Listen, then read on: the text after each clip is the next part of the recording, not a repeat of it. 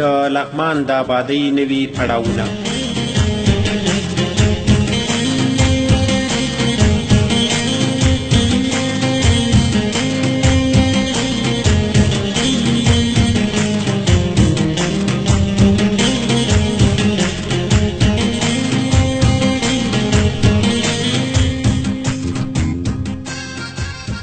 آبادي، رغونه او هراړخیز انکشاف د یوې ټولنې د هوساینې او نیکمرغۍ سبب ګرځي او په ټولنه کې د میشتو وګړو پر ژوند ژور مثبت اغیز لري.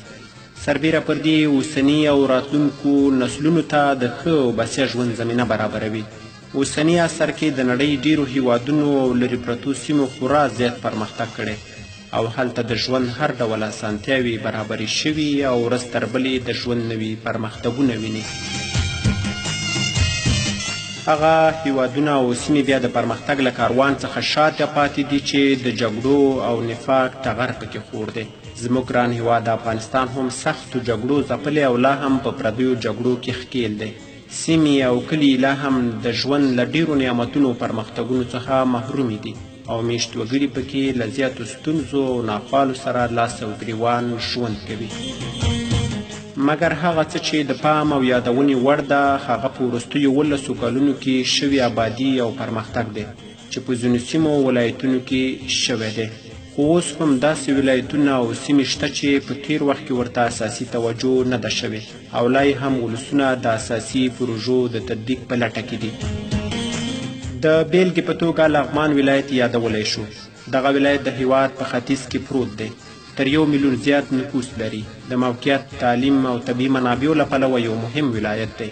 خلک یې زیاتې هیلې او غوښتنې لري چې د خپلو هیلو او غوښتنو د پوره کولو لپاره یې شاوخوا 1.5 لسیزه خپل غږ اوچت وساتلو، خو مثبته پایله یې ورنه کړه.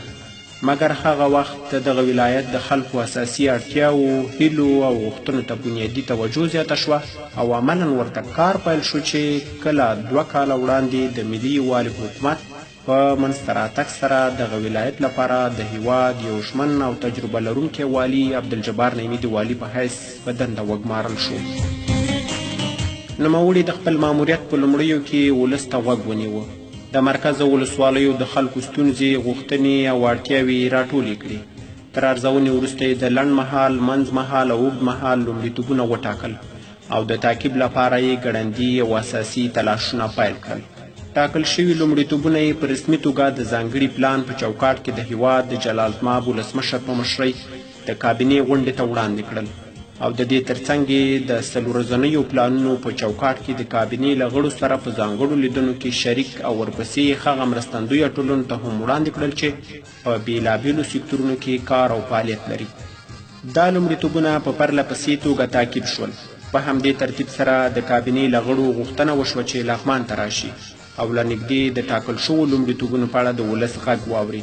له نیکه مرغه چې د کابینې ګڼ شمېر غړي لغمان ته راغلل او په خپلو برخو کې یې لازم اقدامات وکړل. 2 کلنو تلاشونو او تعقیب لغمان ته نوي زیري او پرمختګونه راوړل او په دغه ولایت کې د آبادۍ یو نوی پړاو پیل شو. تیر کال د لغمان د آبادۍ او رغونې په کال ونومول شو، مګر روان کال د تیر په پرتله د لا زیاتو خوښیو او پرمختګونو ډک و. راځئ چې په همدې اړه د یو قومي مشر خبرې واورو.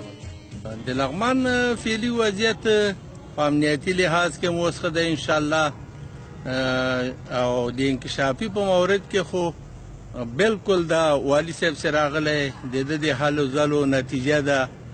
یعنې شپه او ورځ دی په وزارتو باندې ګرځي. زمونږ هغه د ده نه مخکې زمونږ یوې ادارې هم تعمیر نه لرو. اوس الحمدلله زمونږ ټولو ادارو تعمیرونه پیدا کړي. موږ د جناب والي صاحب د ټولو کارونه راضي یو. د ولسونو سره ښې هماهنګي لري، اړیکې لري، علماو سره ښه هماهنګي لري، اداره یې جوړه ده. خلکو فکر کولو چې یوازې 1495 لمریز کال د دوی لپاره د آبادۍ او رغونې کال شو، مګر ولایتي ادارې ولس ته زیری ورکړ چې په 1496 لمریز کال کې به د لغمان د آبادۍ یو نوی پړاو پیل کړي.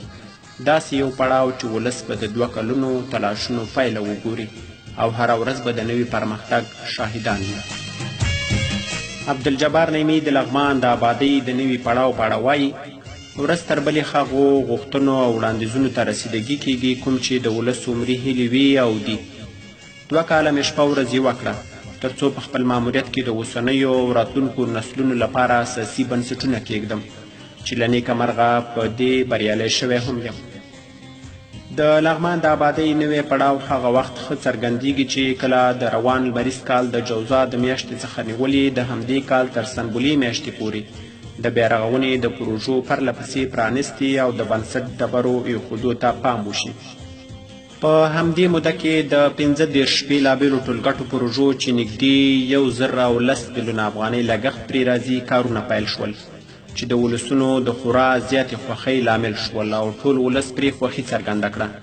د یادو پروژو څخه د بیلګې په توګه په سلطان غازي بابا ښارګوټي کې د 1 باب جومات، د نجونو د ښوونځي، د ملي امنیت د تاسیساتو، د استناب څارنوالۍ اداري ودانۍ، د ولایتي شورا ودانۍ، تفریحي پارک، مهترلام بادپخ 25 کیلومتره سرک، د ښار حلقوي سرک، د سراج کلا د باغ احیا، د کلو پراختیا ریاست میلمستون، د ملي راډیو ټلویزیون ودانۍ، کرغیو ولسوالۍ کې د 2 ښوونځیو ودانۍ، د انجینري پوهنځي ودانۍ، د 2 کلینیکونو ودانۍ، ښار جوړولو ریاست او ګڼ شمېر نورې هغه پروژې یادولی شو چې ولس یې د عملي کار شاهد دی. په همدې اړه د لغمان ولایت یو تن اوسېدونکی داسې وایي.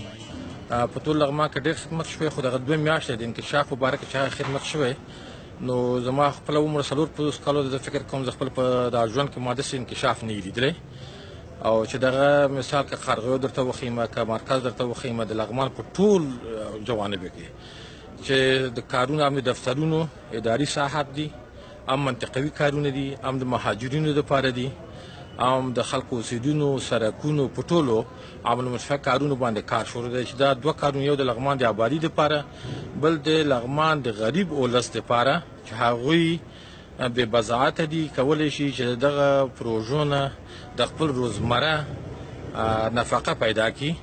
نو دا موږ ته تایید وړ دی. موږ د والي صاحب نه مننه کوو، موږ د لغمان د ادارې نه مننه کوو، موږ د خپل د لغمان د امنیتي قواو نه مننه کوو چې دا زمینه یې برابر کړی دی او نور هم تقاضا لرو، هیله کوو چې مرکزي حکومت د لغمان د خلکو دپاره پروژې ورکړي تر څو د لغمان خلک وکولی شي چې د خپل د روزمره ژوند په دغه حالتو کې د دولت په چوکاټ کې سرته ورسوي. لغمان ولایتي ادارې لا هم خپلې هڅې ګړندۍ ساتلې دي تر څو لغمان کې د پرمختګ او رغونې ټول هغه کارونه وشي چې ولس یې د تطبیق هیله او غوښتنه لري. د پورته ذکر شوو پروژو د کارونو د پیل ترڅنګ د هغو سترو پروژو د سروې تخنیکي چارې هم روانې دي چې تطبیق یې ملي، تجارتي او اقتصادي ګټې لري. د بیلګې په توګه د کلګوش او وطن ګټو د بندونو پروژې، شاهي کانال او د ګمبري د برېښنا شبکه یادولی شو. په دې وروستیو کې د لغمان والي عبدالجبار نعیمي په مشرۍ 10 ولایتي ادارو د 11 بېلابېلو انکشافي پروژو بودیجه خپله جوړه او مرکز ته یې وړاندیز کړه. د دغو پروژو د بودیجې او ټاکنې صلاحیت ولایت مقام ته تفویض شوی دی. همدا لامل دی چې لغمان والي هم په دې پروژو کې ولسي اړینو غوښتنو ته لومړیتوب ورکړ. ولس ته دا زیری ورکړل شو چې ژر به د دغو وړاندیز شوو پروژو کارونه هم پیل شي. د لغمان ولایت په ولسونو کې نوې هیلې راټوکېدلې دي. هره ورځ نوي پرمختګونه ویني او د حکومت په ټولو سکتورونو کې د عملي او غوره خدمت بهیرونه ویني. اوس ولایتي اداره او ولس په ګډه کار کوي چې په دغه ولایت کې شته امنیتي ننګونې ختمې کړي چې دې برخه کې د ګډې همکارۍ او همغږۍ پر بنسټ ځینې پرمختګونه شوي دي. مګر د امنیت د تامین لپاره تر ټولو مهمه ولسي همکاري او بل د اړونده مرکزي وزارتونو اساسي پاملرنه ده. مخکې زموږ د لغمان د ولایت امنیتي وضعیت بلکل خراب و، یعنی په 1 کیلومترۍ کې دښمن و. اوس دښمن د ولایت د ادارې نه زموږ په 15 یا 20 کیلومترو عقب ته رسېدلی ده. موږ د امنیتي مسؤلینو نه هم مننه کوو چې راضي یو او د جناب والي صاحب د ټولو کارکردګیو نه موږ راضي یو او ولسونه یې تر شا ولاړ دي. د ادارې دا زموږ خپل دولت ده، زموږ خپل نظام ده، د ولسونو په رایه دا نظام جوړ شوی. انشاءالله چې تر څو موږ ژوندي یو موږ به د خپل دولت او نظام او د ولایتي ادارې تر شا ولاړ یو. د لغمان د آبادۍ او رغونې چارې ګړندۍ دي. همدا مهال په دغه ولایت کې د څه د پاسه 1400 میلیونه افغانیو په ارزښت ټولګټې پروژې روانې دي چې هم یې ولس خوښ کړی او هم پکې په زرګونو خلکو ته کاري زمینې برابرې شوي دي. ورځ تر بلې پرمختګونه او انکشاف به د لغمان بڼه نوي او شته تیارې به ختمې کړي.